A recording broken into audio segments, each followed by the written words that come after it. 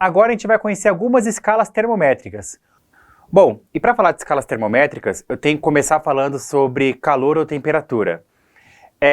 O calor ou temperatura é um conceito que a gente usa no nosso dia a dia, porém quando a gente fala disso fisicamente, ele é um conceito que não é tão parecido quanto aquele que a gente está acostumado. Por exemplo, quando eu falo a palavra calor, eu tenho certeza que o que vem na sua cabeça é você pensar numa temperatura alta. Só que fisicamente falando, essa não é a definição de calor. O que é calor? Imagina, por exemplo, que eu tenho essa garrafa de água na minha mão. Como você deve lembrar lá da sua escola, a água ela é formada por molécula de H2O, né? 2 moléculas de hidrogênio e 2 átomos de hidrogênio e 1 átomo de oxigênio. Pois bem, quando a gente tem a água em uma temperatura ambiente, essas moléculas de H2O elas estão numa certa vibração. O que é o calor? É o quanto que essa molécula está vibrando. Quanto mais quente está o líquido, por exemplo, quanto mais quente está a água, mais essa molécula ela vibra.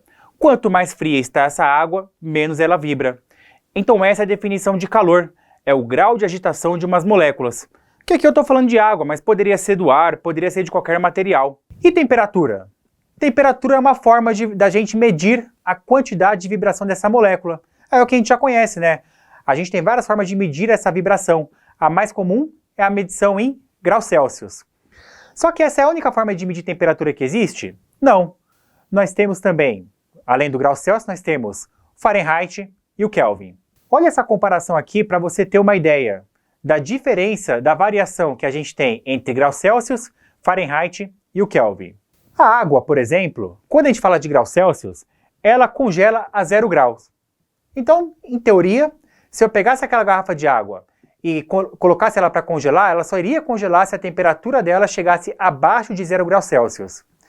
E se eu fosse esquentar ela, quando é que ela começaria a ferver? Quando é que ela entraria em ebulição? Somente quando essa garrafa da água passasse dos 100 graus Celsius. Agora a gente vai falar de graus Fahrenheit. Olha a diferença. O graus Fahrenheit é uma medida de temperatura que a gente tem em alguns países para medir temperatura, como por exemplo aqui no Brasil a gente usa graus Celsius. Estados Unidos, por exemplo, Inglaterra, são países que costumam usar bastante a temperatura em Fahrenheit. E é apenas uma forma diferente de você medir temperatura.